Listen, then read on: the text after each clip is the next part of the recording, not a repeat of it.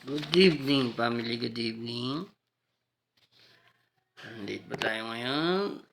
Sunday, February 8. Babasahin po natin Roma 7:1 hanggang 6.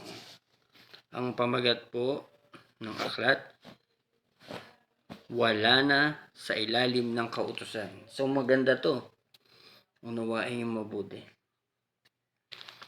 Alam niyo naman yung kautusan, di ba?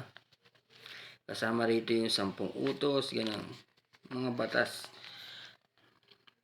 Mga kapatid, ako'y nagsasalita sa inyo na mga nakauunawa ng batas. Alam ninyo, ang isang tao'y nasasakop lamang ng batas habang siya'y nabubuhay. Halimbawa, ayon sa kautusan, ang isang babae ay nasasakop ng kanyang asawa habang nabubuhay ito. Subalit kung mamatay ang lalaki, malaya na ang babae sa batas na nagtatali sa kanya sa lalaking iyon. Kaya't siya'y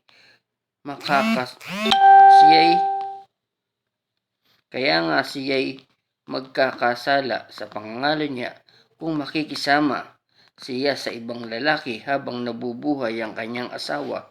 Ngunit kung patay na ang kanyang asawa, malaya na siya sa batas na iyon.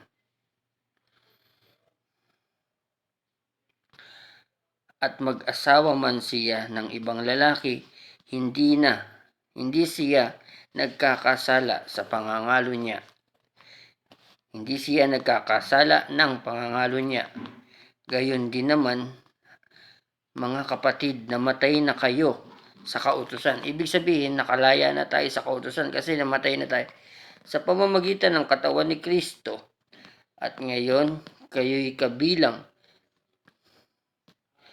na sa mga nakipag-isa sa Kanya at muling binuhay upang magbunga tayong ng mabubuting gawa para sa Diyos.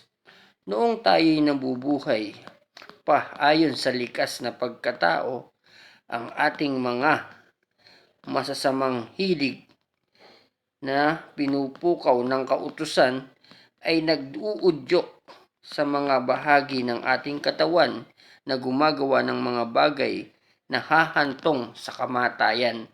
Unawain niyo po, napakaganda nito.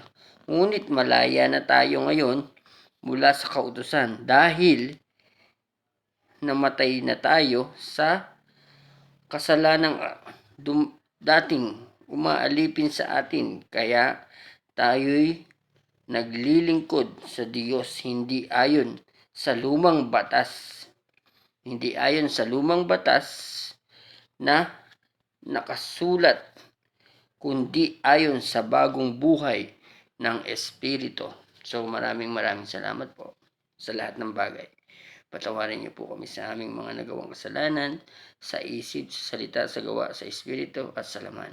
Ingatan niyo po ang mag-iingat sa amin at pagpalain ng lahat ng nagpapala sa amin sa pangalan ni Jesus.